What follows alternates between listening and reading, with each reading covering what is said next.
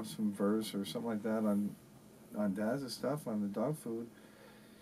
And Daz was always like, yeah, that's my engineer right there, man. He's tight, and all this stuff. And, Snoop was finally like, hey, man, you want to be my engineer?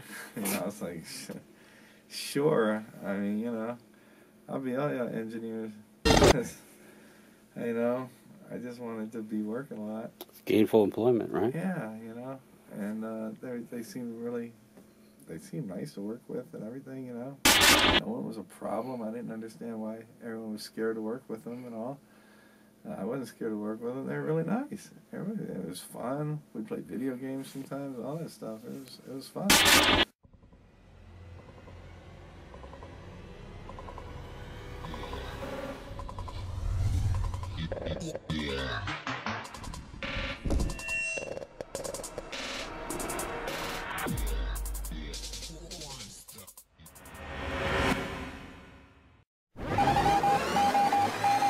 This is a Jmix exclusive.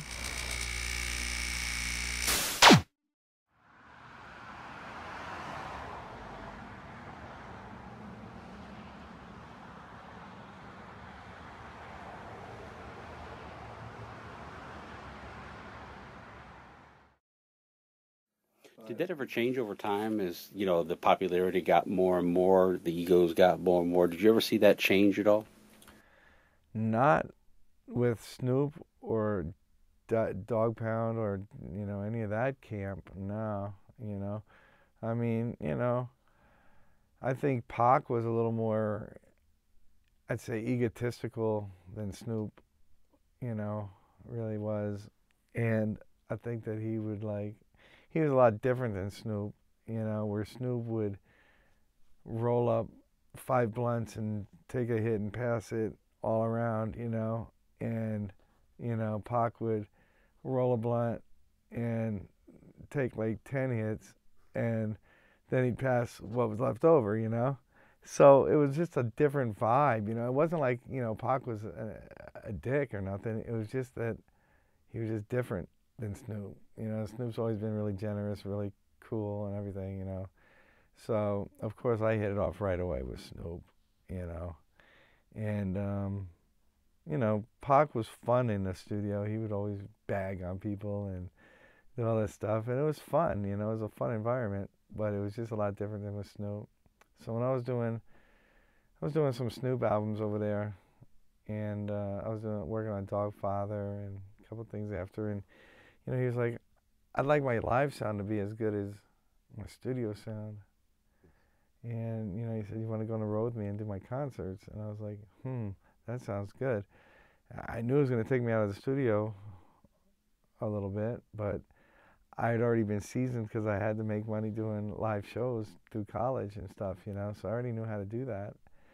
And I was like, sure, man, I can't pass up, going on the road with Snoop all around the world. I think our first trip was like a world tour, the first one I took, So, yeah, I was seeing all these different countries, all these different places, and it was pretty cool. And, at the same time, like I said, Snoop and I had a great relationship. So it wasn't like I was just riding a crew bus and having to deal with all the roadies and this and that. I was riding with Snoop on his bus, We're in the back blowing and playing Xbox the whole trip to the next place, And so it made it a lot cooler. It was more like, it's more like a family environment or something. It felt a lot closer than a lot of tours I would imagine would be, You even went with him when he went to No Limit.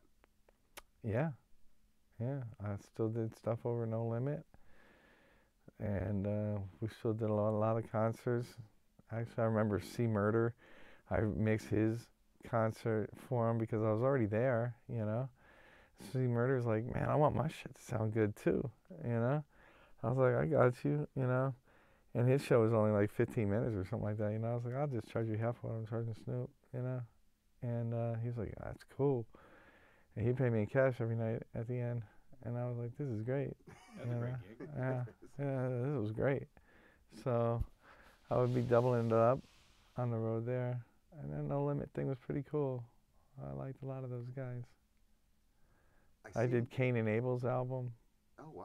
Yeah, I got a lot of stuff, a lot of stuff through my years, man. I seen you make a cameo in the Dog Named Snoop video from the Bone soundtrack. Yeah, Yeah. yeah. I'd get into those things every now and then, slide into a video here and there. Yeah, I think you're leaving the store with a bag of chips. Bag of chips, right? Like I was stealing it, right? Yes. Yeah, it's hilarious. I remember that.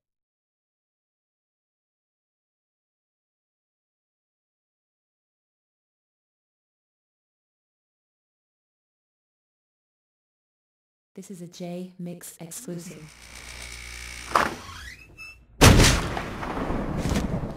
What up, shut up?